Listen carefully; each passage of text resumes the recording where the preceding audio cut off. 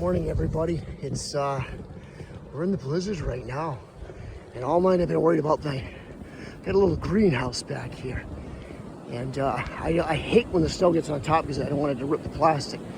So last night I took before the storm, I took the old tarp out and I put WD-40 on it, and it appears that the snow won't even stick to the top of the greenhouse. So I got up this morning expecting worst case scenario, and I was very relieved to see that. So everybody stay in, be safe, and take care.